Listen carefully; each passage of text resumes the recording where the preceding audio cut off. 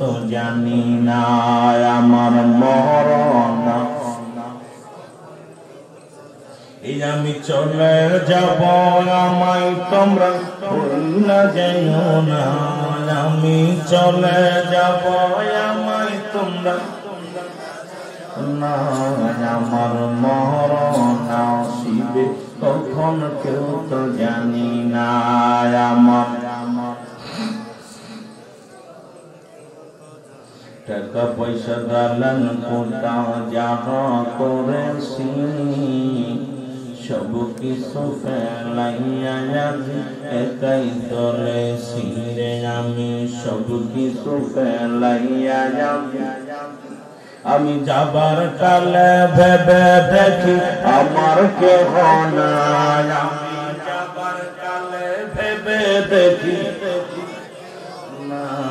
আমার মরণ আসিবে কখন কেউ তো জানি না আমার এই দুনিয়ার মুসলমান শুই না লাউগো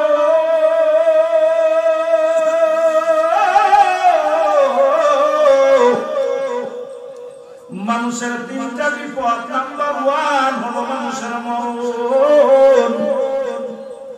2 নাম্বার বিপদ হলো মানুষের কবর 3 নাম্বার বিপদ কিয়ামতের ময়দান ও আমার দাদু ভাইরা একটার পর একটা বিপদ 1 নাম্বার মরণ যার কোনো নাই যার কোনো ডাক্তার নাই পালানোর কোনো পথ নাই স্রষ্টার মৃত্যু নাই সৃষ্টির মৃত্যু আছে এই পৃথিবী যত সৃষ্টি হয়েছে রে মুসলমান যা কিছু আছে সব কিছু জন্য বিচ্ছিন্ন করে দিবে আমার আল্লাহ জোরে জোরে চিল্লায়ে বলে দেবেন আল্লাহু আকবার আমি যে কথা এগুলো বলি আমার মুরব্বি বাবারা দাড়িগুলো পাক ধরেছে এখনো তুমি নামাজি নয় ও যুবক গায়ের জোর দেখাও নামাজি হও না ইমানদার হও না হালাল করে বান্দা হও না আমি যে কথা বলি শোনো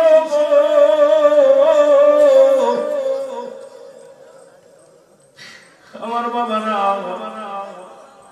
1 নম্বরে বিপদ মানুষের মরণ এই মরণের পেয়ালা পান করতে হবে মরণ নাই কার কার একটু হাত তুলে দেখা আসেননি কেউ তো মরণ থেকে বাঁচার কোনো পথ নাই কোথায় পালাবেন মুসলমান এই সাদ্দাত বাদশা পালানোর জন্য অনেক চেষ্টা করেছিল যেন আজরাইল আমাকে চিনে না অনেকগুলো সাদ্দাত বানাইয়া তারা জান্নাতের চারিপাশে দাঁড় করে রেখেছিল কিন্তু আসল সাদ্দাত চিনা বড় কষ্টকর আজরাইল যখন জমিনের মধ্যে আগমন করলেন আজরাইল ডাকতে পায় রব্বে কারিম কিন্তু শত শত সাদ্দাত দেখা যায় এর মধ্যে আসল সাদ্দাত কোনটা চিনা বড় দায় রব্বে কারিম কয় যখন সময় হবে দেখবা আসল যেটা সেটা জমিনের মধ্যে পড়ে যাবে সময় নেবে না করে সাদ্দাত মুসলমান যখনই হুকুম হয়েছিল দুনিয়া থেকে বিদায় নিয়ে গেছে ফিরাউন নমরুদ কারণ যারা খোদাই দাবি করেছিল এই পৃথিবীর মধ্যে কত দামি মানুষ কতটা কলা মানুষ ছিল গো আল্লাহ প্রতাপশালী বাদশা বানাইলেন চারজনকে তারা দুনিয়া থেকে চলে গেছে তাদের মধ্যে মুসলমানদের মধ্যে দুজন একজনের নাম হলো বাদশা মুসলমান সুলাইমান আল্লাহ তাকে বিশাল রাজ্যের মালিক বানায় দিলেন অল পৃথিবী শাসন করেছিলেন শাসক বাদশাদের মধ্যে তার নাম বাদশা সুলাইমান উনিও দুনিয়া থেকে বিদায় হয়ে গেছে আল্লাহ তাকে একটা মুজিজার ঘোড়া দান করেছিল যে ঘোড়াটা নিয়ে এই মুসলমান আল্লাহ তাকে একটা কুরসি দান করেছিলেন যে কুরসির মধ্যে বইয়া অল পৃথিবী ঘুরা ঘুরা দেখতে কোনো পেট্রোল লাগতো না ডিজেল লাগতো না কোনো হাওয়া লাগতো না চেয়ারের মধ্যে বইয়া ও মুসলমান সিংহাসনে বইয়া যখন নবী সুলাইমান ডাকতে বলতো সিংহাসন চলো পাকিস্তানে চলো গো সেকেন্ড লাগতো না টাইম লাগতো না উইরা উইরা পৌঁছে যেত জায়গায় জোরে বলেন আল্লাহু আকবার বেঁচে আছে না মরছে? যেহেতু মৃত্যুবার্ষিক স্মরণের মাহফিল, একটু কথাগুলো বলে যায় বাবারা আমার। এই মুসলমানদের একটা জায়গায় শোনে না, আর একজন বাদশা ছিল, বাদশা মুসলমান জুলকারনাইন। আল্লাহ তাকে পৃথিবীর মধ্যে এত পাওয়ার, এত ক্ষমতা দিয়েছিল, সারা পৃথিবীর শাসক ছিলেন তিনি। পৃথিবীটা বিচরণ করতে মাত্র 2 বার আল্লাহ তাকে একটা মুজিজার ঘোড়া দান করেছিল, যে ঘোড়াটা একটা কদম ফেললে 12,000 মাইল অতিক্রম করত। জোরে বলেন মারহাবা। একটু বুঝাইতে চাই, হয়তো আপনাদের এলাকার মধ্যে এত ধনী মানুষ আছে, টাকাওয়ালা আছে, চিন্তা করে আমার মরণ হবে না। আবার অনেক বুড়া হয়ে গেছে, এখনো বিড়ি ছাড়তে পারে নাই, তারও চিন্তা আমার মরণ হবে না। জোরে বলেন ঠিক কিনা? অনেক যুবক আছে, তাদের চিন্তা আমরা বুড়া হব না। আবার অনেক মুরব্বী আছে, তাদের চিন্তা মনে হয় আমাদের মরণ হবে না, এখনো বয়স শেষ, এখনো সঠিক পথে ফেরে নাই। জোরে বলেন ঠিক কিনা? ও যুবক, বাদশা জুলকারনাইন একটা মুজিজার ঘোড়া দান করেছিল, যেটা বললাম, এক কদম যখন পা বাড়াইতো মুসলমান শোনো গো, 12,000 মাইল অতিক্রম করত। আল্লাহ তাআলা লম্বা বানাইছিল 48 হাত লম্বা। আমার মতো 3.5 হাত এত বড় লম্বা মানুষ আপনাদের এই কুমিল্লার জমিনে আছে। কত হাত? 4 আঙ্গুল মানুষ, সে তো কত বড় মস্তান, এত মস্তান। সেদিন কয়েকদিন আগে একবার ডাকাতিরাতে ধরা পড়লাম, লজ্জা লাগে। তোরে দেখি 3-4 জন মানুষ তরবারি ধরে আছে, কারো রাতে ইট, কারো রাতে লাঠি, কারো রাতে মুসলমান ডাকাত। চিন্তা করলাম যদি নেমে তারা এরপরে একাই যথেষ্ট করতে পারতাম। আবার দেখি রে মুসলমান, রাতের অন্ধকার, না জানি কি হয়। তবে রব্বে কারীম আপনাদের দোয়া ছিল, কোনো সমস্যা হয় নাই। ডাকাত দেখি যখন আমার নাম সামনে প্রায় দেখছে, নামটা ডাকাত দেখি একা একা সরে গেছে। চিন্তা করলাম রব্বে কারীম তুমি সব কিছুর মালিক। জোরে বলেন মারহাবা। আরে বাহ, আরে 48 হাত লম্বা মানুষটা যখন আসবে, এইরকম আজরাইল একদিন আপনার সামনে দাঁড়াইবে গো। সামনে মুখ, পিছে মুখ, ডানে মুখ, বামে মুখ, উপরে মুখ, নিচে মুখ। এই মুখ কালা বিশিষ্ট আজরাইল যখন আসবে মুসলমান আপনার সামনে, তখন কি উপায় হবে একবার ভাবার দরকার আছে কিনা? বলে বলেন ঠিক কিনা? কঠিন। আমার ভাইরা, আমার বোনেরা, লম্বা ছিল 48 হাত লম্বা। 1600 বছর হায়াত দুনিয়ার মধ্যে পেয়েছিল। কত বছর? 1600 বছর হায়াত দুনিয়ার মধ্যে পেয়েছিল। যদি কোনো কেউ মক্কা মদিনায় যান, মক্কা মদিনা থেকে উত্তর দিকে একটা মহকামা আছে, যেটার নাম হল আলেকজান্দ্রিয়া সিটি শহর বলা হয়। এই শহরের মধ্যে বাদশা জুলকারনাইনকে শুয়ায় রাখা হয়েছে। পাশে একটা সাইনবোর্ড লাগানো আছে।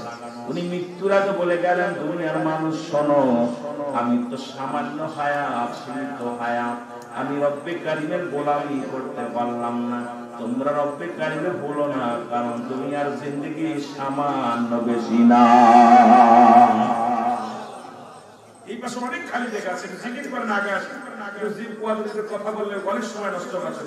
মহব্বতের সঙ্গে জিকির করেন, লা ইলাহা, জবান খোলে লা ইলাহা।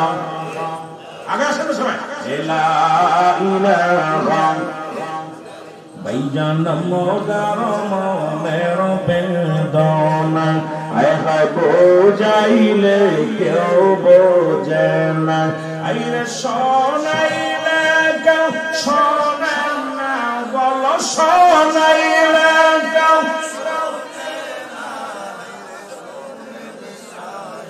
মদিনা লা ইলাহা। এ দুনিয়ার মুসলমান শুনে নাও গো,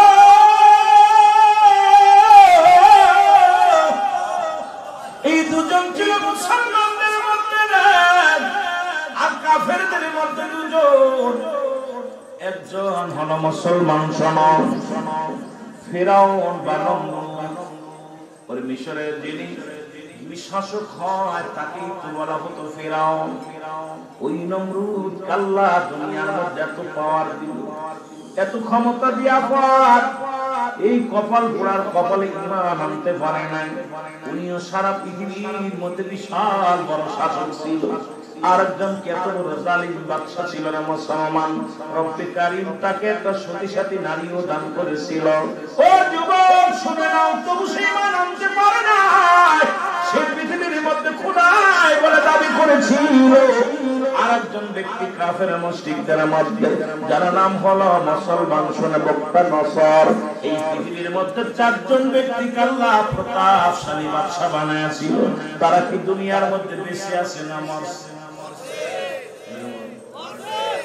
মোহাম্মদ আব্দুল করিম সাহেব উনি মরছে না বাঁচছে?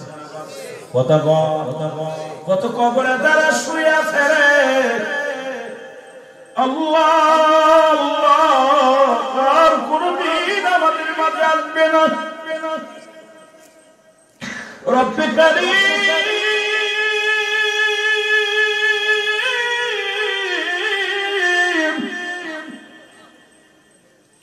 বলতেছিলাম এক নাম্বার বিপদ হলো মানুষের মরণ। আল্লামা মুফতি আব্দুল তালিব সাহেব একটা কিতাব লেখেন, কিতাবের নাম বারে শরিয়াত।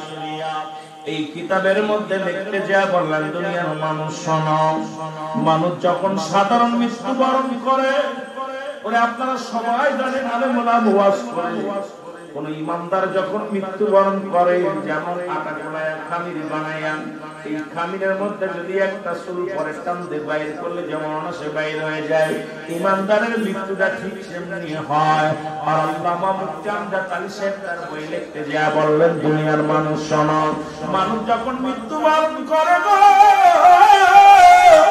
70 তাজা উটের গায়ের চামড়া সবাই না করিয়া উল্টো দিকে টান দিয়া লবণার মরিচ লাগায় দিলে যতটুকু যন্ত্রণা হয়,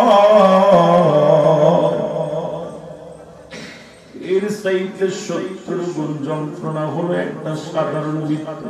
এখন আমরা অনেকেই মরণকালে পায়খানা করে দিই, মরণকালে প্রস্রাব করে দিই, মরণের সময় চোখ দুটি বড় বড় হয়ে যায়। আল্লাহ,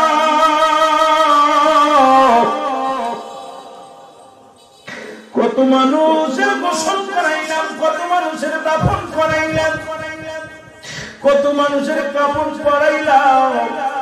ওই গোসল করাতে যা দেখছি তাদের চোখ দুটি বড় বড় হয়ে গেছে, জিহ্বাটা বাইরে হয়ে গেছে, পায়খানা প্রস্রাব পর্যন্ত মৃত্যু যন্ত্রণায় করে দিছে। অনেক মায়েদের কান দিয়ে রক্ত বাইর হয়, চোখ দিয়ে রক্ত বাইর হয়, গাল দিয়ে রক্ত বাইর হয়, তাদের কলিজারে এত জোরে টান দিয়ে শিরা হয়েছে, রোগটা তাদের এত কষ্ট দিয়ে নেওয়া হয়েছে। ওই মায়ের মৃত্যুর পরে অঙ্গ প্রত্যঙ্গ দিয়া রক্ত পর্যন্ত বাইর হয়ে যায়, এমনকি পায়খানা প্রস্রাব পর্যন্ত করে দেয়। জোরে বলেন ঠিক কিনা? আমার মরণ আরো জোরে বলেন, আমার মরণ এই আমি চলে যাব, আমায় তোমরা ভুইলা যাইও না। আমি চলে যাব না, আমার মরণ এই পৃথিবী চিরদিন থাকার জায়গা নয়, অন্ধকার কবর যে তোমার আসল ঠিকানার মানুষ, অন্ধকার কবর যে তোমার। আমি চলে যাব, আমায় তোমরা ভুইলা যাইও না। আমি চলে না, আমার মরণ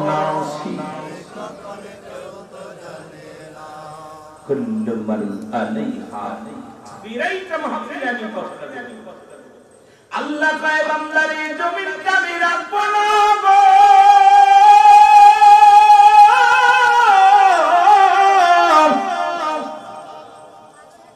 এই জমিনটা আমি চুনটা বিচ্ছিন্ন করে দিব। ঘোষণা কার জন্য তুমি সুদ খাও? তুমি ঘুষ খাও?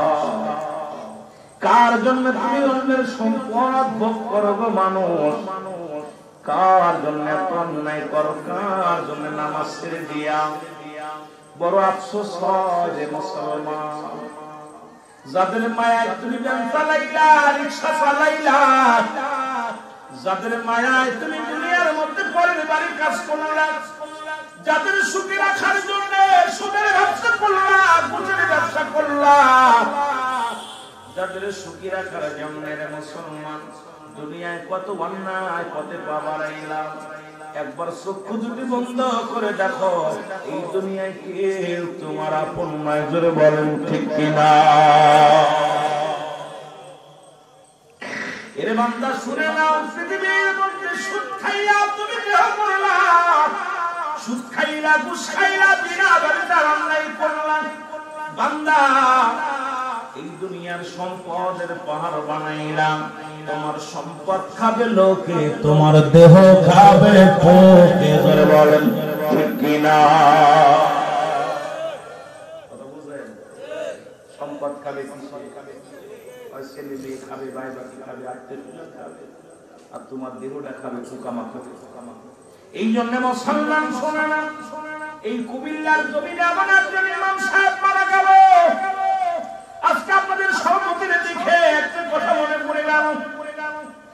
মুসলমান দীর্ঘ 16টা বছর ধরে ইমামতি করেছে, জীবনে একটা আনা পয়সা কোনোদিন নাই, জীবনে কোনোদিন। ও মুসলমান, মানুষের বাড়ি যায় দাওয়াত, এইরকম মুরগি ফলোয়া খায় না। এমন একজন আল্লাহ ওয়ালা ব্যক্তি মারা গেল। এই বিশ্ব রোড যখন খনন করা হলো রোড বানানোর জন্য, রোডের পাশে ইমাম সাহেবের লাশখানা উত্তোলন করা হলো। এবার লাশখানা উত্তোলন করার পর 30 বছর লাশটা কবরে শুয়ে আছে। এই কবরটার মধ্যে আল্লাহর কসম করে বলি মুসলমান শোনো, মিডিয়ার মধ্যে এই পৃথিবীর মধ্যে বিশাল একটা আলোড়ন সৃষ্টি করছে কুমিল্লার জমিন। এই মানুষটার লাশ উত্তোলন করার পর কাপড়ের কাপড় তো দূরের কথা, তার গায়ের একটা পশম বসে নাই, পুরো বডির একরকম আছে, এমনকি তাজা রক্ত বাইরে হয়ে গেছে। সাংবাদিকরা আসলো তার বাড়িতে, সে মুসলমান যখন জিজ্ঞাসা করা হলো তার একমাত্র ছেলে, তাকে জিজ্ঞাসা করা হলো, বাবা তোমার বাবা এমন কি আমল করতে বলো? বলে আমি এমন একজন বাবার সন্তান, আমার আব্বা একজন ইমাম সাহেব ছিল, আমার আব্বা জানকে আমি দেখেছি রাত যখন গভীর হয়ে যেত, এই রাতের অন্ধকারে আমার আব্বা জান তাহাজ্জুদের নামাজ পড়তো, আমার আব্বা জানকে দেখেছি কুরআনুল কারীম করে খুলে খুলে পড়তো, আমার আব্বা জান সারা রাত বসে বসে দাইনা আমাদের কাটাতো, আর চোখের পানিগুলো ফেলে কাঁদতো। আমি এমন বাবার সন্তান। আমি যখন কলেজে পড়ি, একদিন জোহরের নামাজের সময় বাড়িতে আসি, এসে খানা খাইতে বসেছি, আমার সামনে থেকে খানার প্লেটটা টান দেনি আমার বাবা বলছে, বাবা রিজিকের মালিক আমার আল্লাহ, তোমার রিজিক আমার তো দেওয়ার ক্ষমতা নাই, নেওয়ার ক্ষমতা নাই, তবে একটা কথা বলি বাবা, এই যে খানার প্লেটটা নিছো, খানা খাইয়া যদি জোহরের নামাজ না পড়ে তুমি কলেজে যাও, রাতের খানা কিন্তু তোমার জন্য বন্ধ হয়ে যাবে। যুবক ডাকতে বলে, সাংবাদিকরা তোরা শোন, আমি এমন একটা বাবা আমার জন্ম দিছে, আমার বাবার কোনদিন দেখি নাই নামাজ কাজা করতে।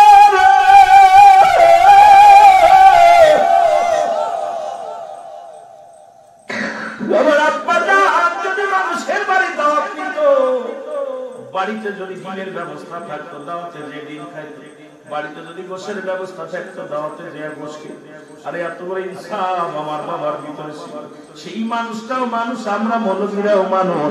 পরের বাড়ি যাইয়া এমন সারা ছাড়লাম, আবার কই লবণ কম হয়েছে, তেল কম হয়েছে, মুসলমান জাল বেশি হয়েছে। আরে মানুষ আমাদের তেল তো মরে গেছে, এই জন্য মুসলমান আল্লাহর ওলিরা রাখতে পায় বেশি, যারা মানুষের বাড়ি দাওয়াত খায় এদের দিল মরে যায়, এই মুক্তাস হয়ে যায়। আর এই দিলের মধ্যে আল্লাহ আল্লাহ রাব্বুল আলামিনের প্রেম ভালোবাসা কোনে যায়, জোরে বলেন ঠিক কিনা? আপনারা শুনলে খুশি হবেন, আমি 800 মিনিটে 800 মিনিট আমার পিকে বাজান যার পিছনে নামাজ পড়তে জীবনে কোন দাওয়াত খাইয়ে দিই। আবুল হাসিম লক্ষ্মীপুরী সাহেব, উনি কোনদিন কারো বাড়ি দাওয়াত নিয়ে যান না। বুঝে বলছে, বাবা মানুষের বাড়ি দাওয়াত খাইলে তার দিল মরে যায়। কারণ হয় কবি লবণ কম হয়েছে না, লবণ বেশি হয়েছে, না হলে বলবো স্বাদ হয়েছে, না হলে বলবো সেজে নাই। কারণ ওই মানুষের বাড়ি বাড়ি খাইলে দেল মরে যায়। আর নামাজ পড়তেছে হুজুর পণ্ডিত তার কাছে নামাজ পড়ে, এমন আদর্শ ছিল। আজকে আমাদের অবস্থা, আমরা মৌলবীরা বড় বড় ওয়াজ করতেছি কিন্তু মানতেছেন একটা। আল্লাহ রাস্তে ওয়াজের ময়দানে এসে ফাটিয়ে ফেলতেছে, ওয়াজের ময়দানে এসে এত সুন্দর ওয়াজ করি আর এত সুন্দর বুঝায়, এখনো বিবিরে কন্ট্রোলে আনতে পারি, এখনো বিবিরে কন্ট্রোলে আনতে পারি নাই। আমরা অধিকাংশ মানুষ, আমার ভাইরা মুখে বলি একটা, অন্তরে বলি আর একটা, জোরে বলেন ঠিক কিনা? এই জন্য মুসলমান সরব ইবাদতের দরকার আছে কিনা? এখন যদি বলি পিসাব আমারে পার করব, না না না, পিসাব কোন মাকসুদ নয়, মাকসুদ হলো স্বয়ং আল্লাহ। যদি কোন ঠিক কি ইবাদত বন্দেগী করা লাগবে কি লাগবে না? আর তো জোরে বলেন লাগবে কি লাগবে না? মহব্বতের সঙ্গে দুরূদ শরীফ পড়েন আল্লাহু আল্লাহ।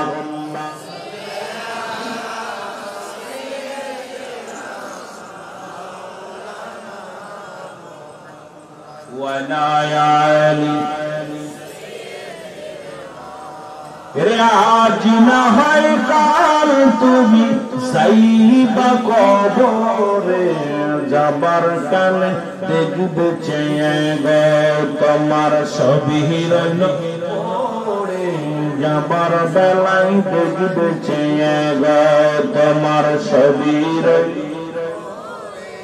আজ না হয় কাল তুমি, আজ না হয় কাল তুমি যাইবা কবরে, যাবার কালে দেখবে চেয়ে গো তোমার ছবি রইল পড়ে, যাবার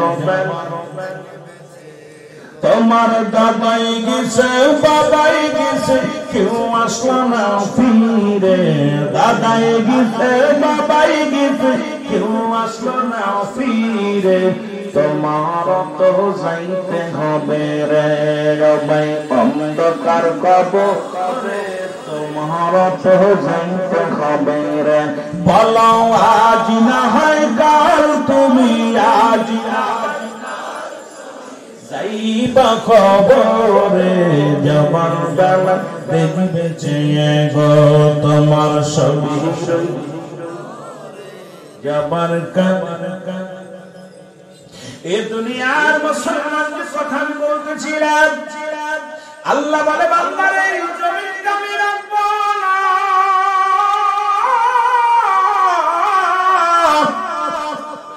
এই জমিনটা চূর্ণ বিচ্ছিন্ন করে দিব। কুল্লু মান আলাইহা সব শেষ করে দিবে কে?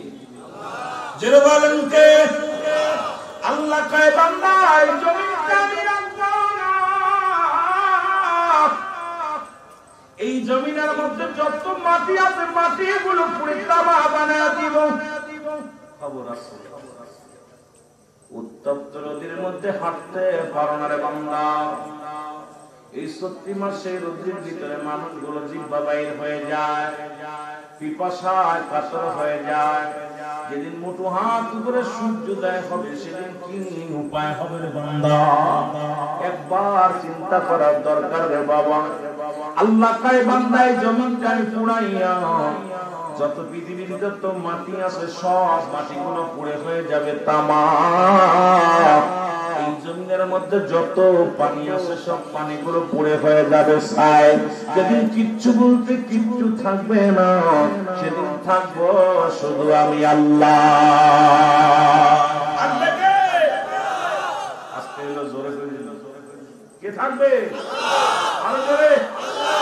জমিনটা থাকবে না, কত মানুষকে ঠগাইয়া, কত মানুষকে ঠগাইয়া তুমি সম্পদের পার বললা।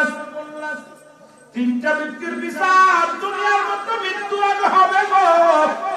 3 শ্রেণীর মানুষের বিচার রব্বুল কারীম দুনিয়ার মধ্যে করবে মৃত্যুর আগে। তার মধ্যে 1 নাম্বার হলো যারা সতী নারীর উপরে তোহমত দেয়। কোন মেয়ের মুসলমান না জেনে শুনে কোন মেয়ের তোহমত দেওয়া যাবে না, জিনার অপবাদ দেওয়া যাবে না। আজকে দেখলেই হয়তো একটা মেয়ে পাতলা কাপড় পরছে, সে দাউস, কিন্তু তাই বলে দেখলেই মনে করবেন এটা জিনাকারী। কোন মেয়েকে আপনি মুসলমান শুনে নাও, রাসূল বলছে পৃথিবীর মধ্যে 3 শ্রেণীর মানুষের বিচার হবে দুনিয়ায় থাকতে, মরণের আগে হয়ে যাবে, তাদের শাস্তি হয়ে যাবে।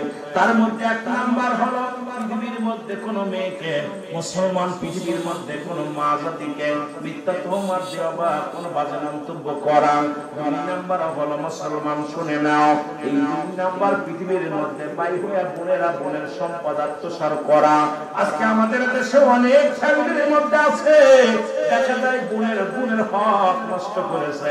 ভাই কি করেছে? ভাই তার নিজের নামে করে দিছে, বোনকে একটা থাপ্পড়টা বুঝ দিয়ে দিয়েছে। রে মুসলমান, রব্বে কারীমের বিচার দুনিয়ার মধ্যে এখন মৃত্যুর আগেই করে ফেলবে। 3 নাম্বার হলো যারা কালো জাদু করে, এই পৃথিবীর মধ্যে জাদুকর, এই মুসলমান মানুষের উপরে কালো জাদু করে বা মুসলমান মানুষের ক্ষতি করার জন্য। এই 3 শ্রেণীর মানুষের বিচার আল্লাহ রাব্বুল আলামিন মরণের আগে করে দিবে। জোরে বলো আল্লাহু আকবার। ও যুবকদের কান্না লাগে শোনাবো, বলতেছিলাম এই জমিনটা পুড়ে যাবে, পানিগুলো পুড়ে ছাই হয়ে যাবে। পানি বুঝিনি কোথায় ফুললে পরে গায়ের মধ্যে গায়ের পশমগুলো ছাড়িয়ে যায়। পানি যেটা পানি পুড়ে ছাই হয়ে যায়, মাটি পুড়ে তামা হয়ে যায়, পানিগুলো পুড়ে ছাই হয়ে যাবে। আল্লাহ কয় বান্দারে যেদিন কিচ্ছু বলতে কিচ্ছু থাকবে না, সেদিন থাকবো শুধু আমি আল্লাহ। জোরে জোরে বলেন মারহাবা। আর আমি থাকবো আমার নবীর ভালোবাসা নিয়ে। এই জন্য তো সুন্নিরা নবী নবী বলে পাগল। যারা বলেন ঠিক কিনা? আর জোরে জোরে চিল্লায় বলা যাবে না আল্লাহু আকবার। কেন নবীর ভালোবাসা? আল্লাহ থাকবে নবীর ভালোবাসা নিয়ে, আমরাও থাকতে চাই রাসূলুল্লাহর ভালোবাসা নিয়ে। রাজি আছেন কি? একটু হাত দুখানি তোলে। জীবন গড়া তোমরা নবীর প্রেমে, জীবন গড়া নসিব করো মদিনা। নবীজিকে না দেখাইয়া কবরে ডাক দিও না, আল্লাহ নবীজিকে।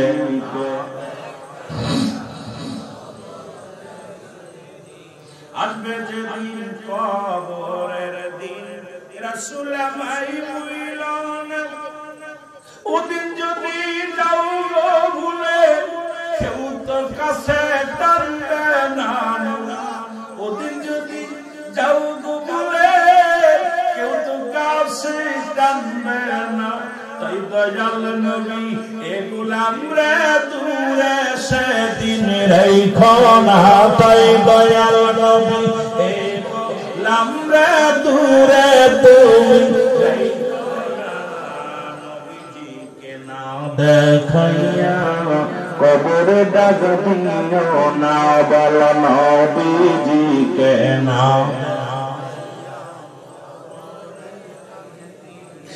নবীর প্রেমে জীবন গড়ো তুমি, নবীর প্রেমে নসিব করো মদিনা। নবীজিকে না দেখাইয়া কবরে ডাক দিও না, বল নবীজিকে না। এ ভাইরা আমার, যেদিন কিচ্ছু বলতে কিচ্ছু থাকবে না, সেদিন থাকবে শুধু আমার আল্লাহ।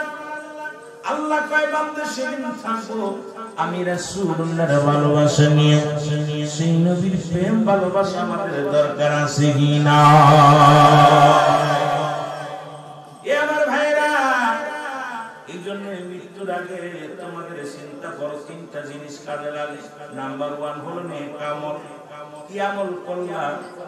1 নম্বরে তুমি তো আমলে ফাঁকি দিলা, নামাজ পড়লে না, রোজা রাখলে না, হজ করলে না, যাকাত দিলে না। পৃথিবীর মধ্যে মুসলমান কত অন্যায় পথে তুমি চললে, তোমার জীবনটা কোনো ফেলি করতে পারলে না। 1 নম্বরে কাজে লাগবে নেক আমল। তুমি নিজের আমলটা ঠিক করলে না, কত নামাজ চলে গেল তোমার জীবন থেকে, কত রোজা ছেড়ে দিলা, কত হক নষ্ট করলা। ইবাদত বন্দি করলা না। নাম্বার 2 সদকা জারিয়া। এই সদকা জারিয়া বলতে অনেক